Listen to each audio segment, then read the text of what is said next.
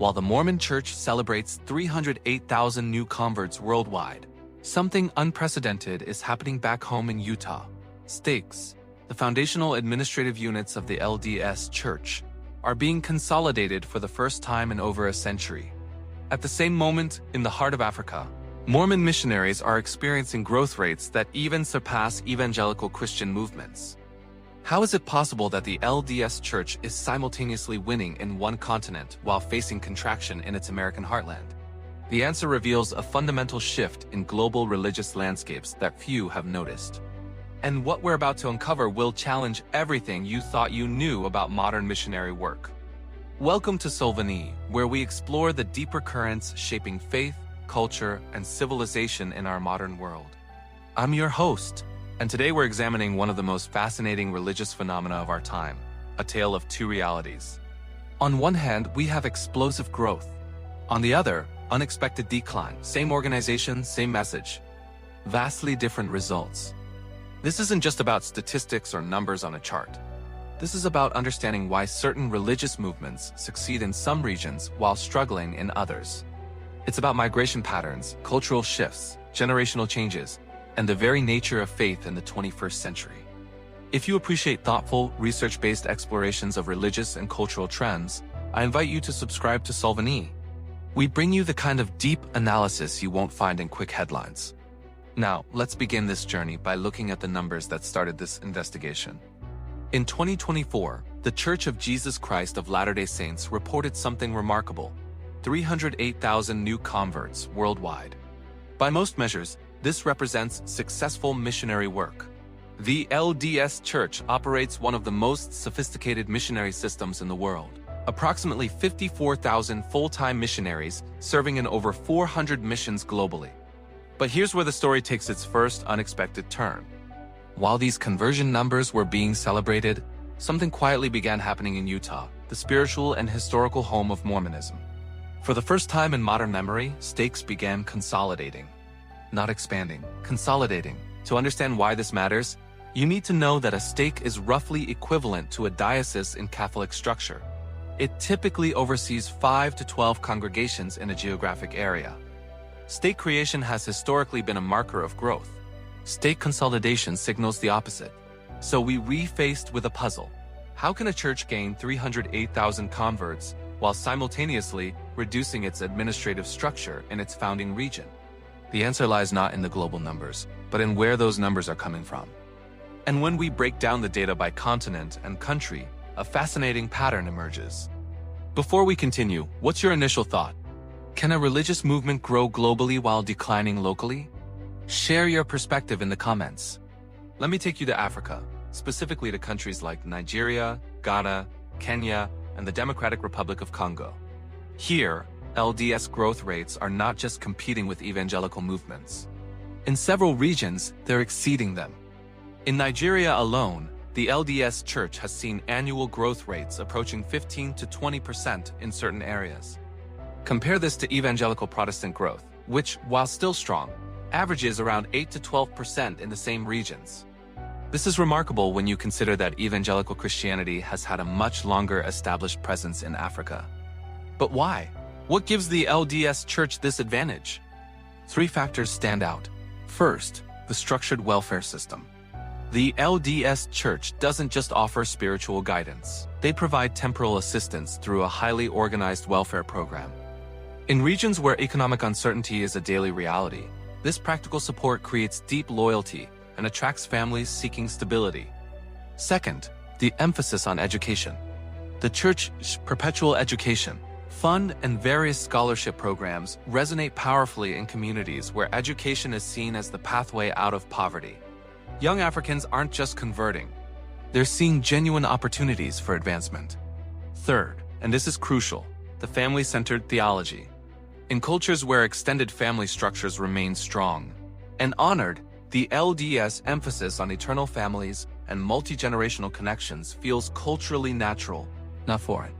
Evangelical churches offer powerful spiritual experiences and biblical teaching, but many operate more independently without the centralized support structure that LDS provides. Here is the twist. The very things that make the LDS Church successful in Africa structured hierarchy, centralized support, strong institutional identity are the same things that younger generations in Utah increasingly find restrictive. Now let's shift to Latin America, where the competition becomes intensely close. Countries like Brazil, Mexico, and Peru represent what we might call competitive equilibrium. Both LDS and evangelical movements are growing, but neither dominates completely. Brazil presents a particularly interesting case study. The LDS Church has approximately 1.5 million members in Brazil, making it one of the largest LDS populations outside the United States. Yet evangelical Pentecostal churches have experienced explosive growth there as well, with some estimates suggesting over 40 million evangelicals across Brazil. Why is Latin America different from Africa? The answer lies in religious history. Latin America is predominantly Catholic by heritage, but has been experiencing what scholars call the evangelical boom for decades. When people leave Catholicism, they often gravitate toward Pentecostal and evangelical churches that emphasize personal spiritual experience, healing, and emotional worship styles. The LDS Church offers something different, more structured, more reserved, more focused on systematic theology and family organization. This appeals to certain demographics, particularly middle-class families seeking moral structure and community support. But here's the subtle truth.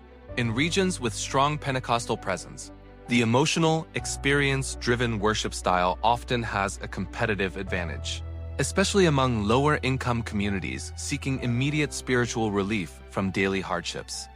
Both approaches have their strengths. Neither has achieved complete dominance. The result?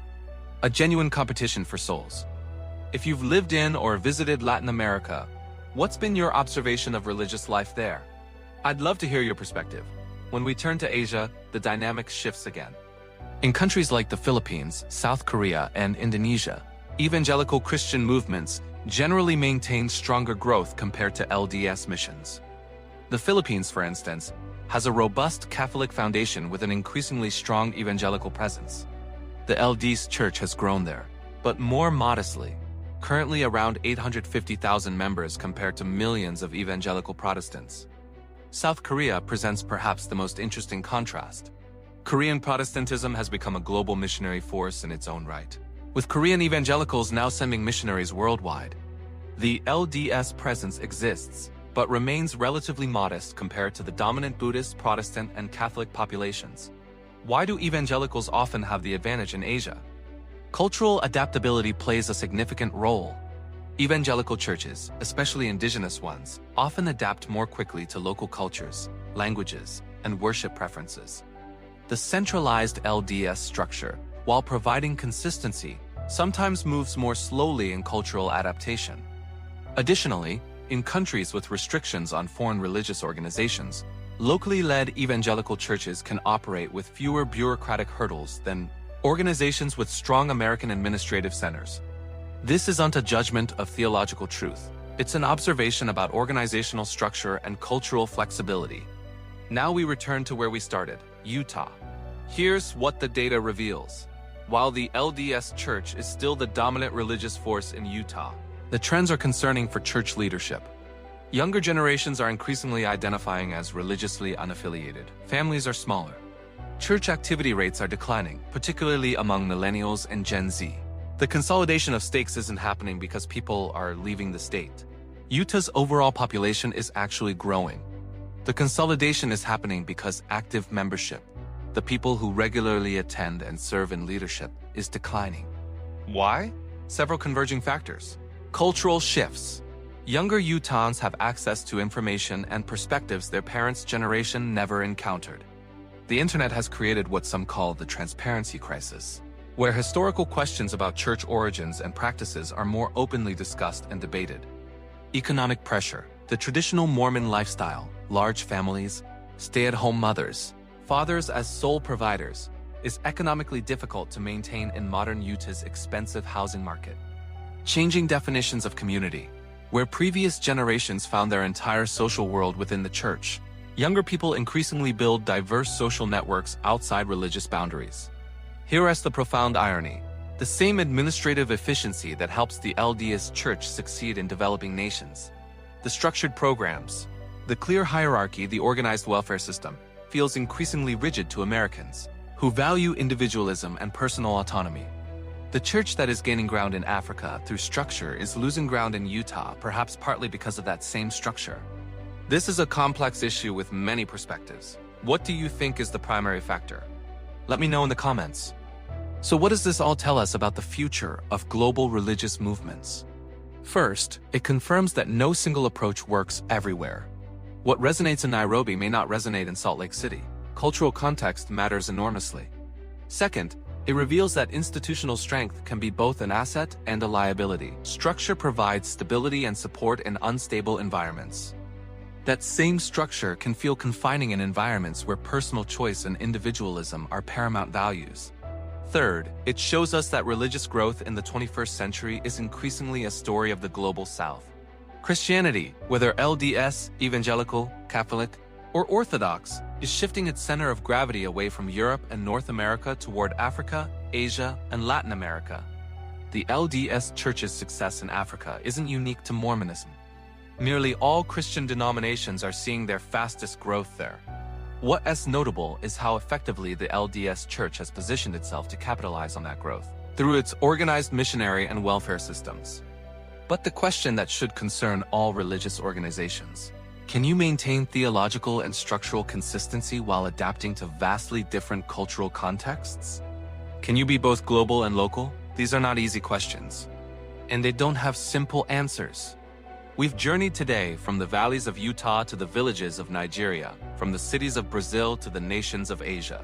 And what we've discovered is that religious growth in our modern world is more complex than simple conversion numbers suggest. The story of LDS versus evangelical growth isn't really about one faith winning and another losing. It's about how different approaches to religious community resonate differently across cultures, generations, and economic contexts. As we navigate an increasingly connected world, these patterns will only become more pronounced. Understanding them helps us understand not just religion, but human nature itself, our need for belonging, for meaning, for structure, and for freedom. If this exploration has given you something to think about, I invite you to subscribe to Solvanae. We'll continue examining these fascinating intersections of faith, culture, and society with the depth and respect they deserve. And please share your thoughts in the comments. This conversation is richer when we hear from people with different backgrounds and experiences. What do you think explains these patterns? Where do you see religious communities heading in the next decade? Your insights matter. Thank you for joining me on this journey. Until next time, stay curious, stay thoughtful, and stay open to understanding perspectives beyond your own. This is Solvanae. Peace be with you.